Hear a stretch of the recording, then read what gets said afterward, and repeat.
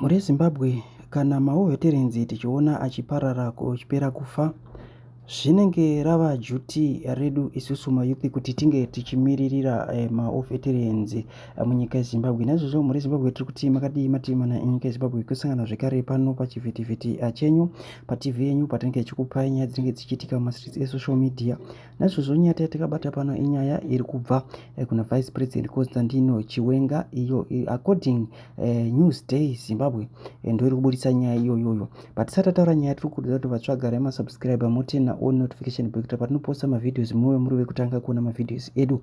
Zviri kunzi zvoni Vice President Constantino Chiwenga has underscored the need for youth to preserve the fundamental values of the liberation struggle at a time when war veterans are rapidly passing on.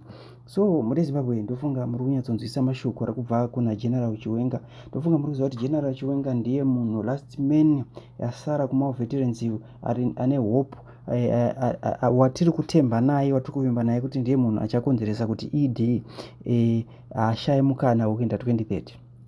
Naizvozvo muri Zimbabwe ndo zvinhu zvatasangana nazvo, ndo zvinhu zvatatarisana nazvo, ndo bishi ratatarisana naro pasati pauya operation yatiri kutaura nezvayo inonzi operation wakachiwana kupi. Naizvozvo ndo mashoko atarwa naGeneral Chiwenga. Naizvozvo toda kuti tikusiyire mukana uno kubva kuma comrades edu atinawo panapa mayouth vachitaurawo mashoko makuru panyaya dzekuamendwa kweconstitution. Vari mashoko akanaka zvikuru atinawo pano tichakusiyai muchinzwa. Naizvozvo tichakusiyai makatira kubva kwavari. Thank you very much. So this question may be redirected to my sister Namatai.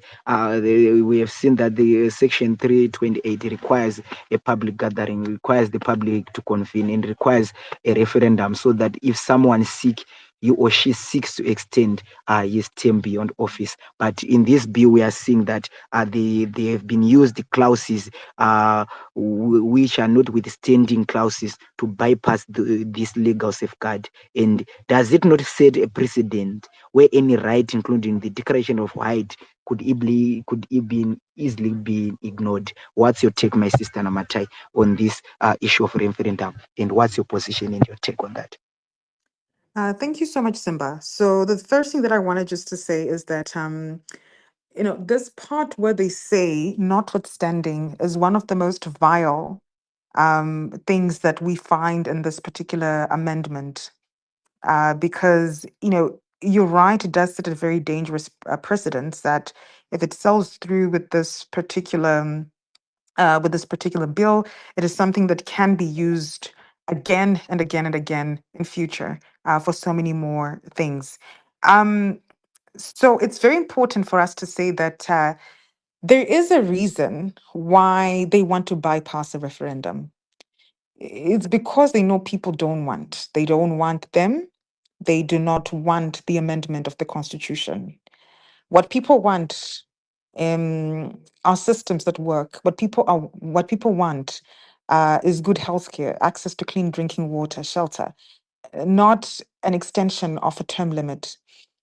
The next reason why also they would then proceed to not be in consultation of the public, it is because that is the general behavior of this particular machinery. We have seen that since time immemorial, this culture of persuasion and this culture of consent from the public is not something that is in their DNA.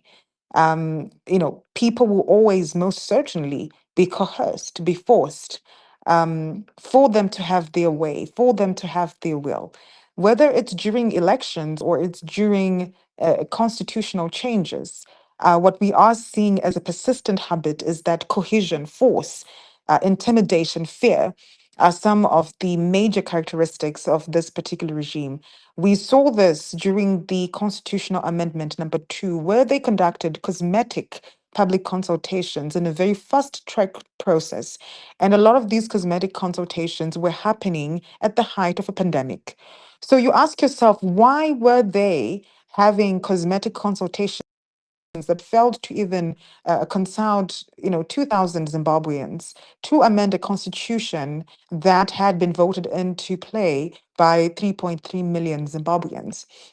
Why have the consultations at a time where people were stopped at roadblocks by soldiers because there was a raging virus, there was the coronavirus? Why have those public consultations at a time where people could not gather? So, what we are seeing is a culture of being manipulative, a culture of being deliberate and intentional about leaving the people out and ensuring that it is the will of the powerful and the will of the mighty and the will of the violent and the will of the corrupt that takes precedence, while the citizens like you and me are completely neglected from a lot of these processes. The idea of a referendum and the idea that the incumbent cannot benefit from a term extension, and the idea that they want to ensure that a president is chosen by parliament is a clear indication that they are not popular and they know the people do not want them. This idea of then saying, let us remove people, let us not have a referendum.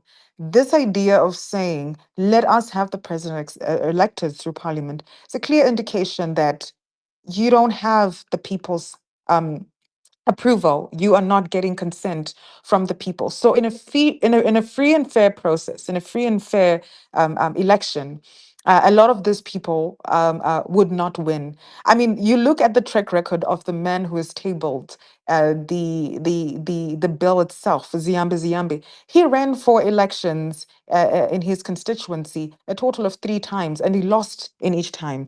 These people have a culture of not winning elections. They have a culture of being rejected by the people. And henceforth, he is the person who is leading this process of butchering the people's constitution, of finding and notwithstanding technicality. To make certain that they stay away from people because they are afraid that we are going to reject them as we have done so in the past.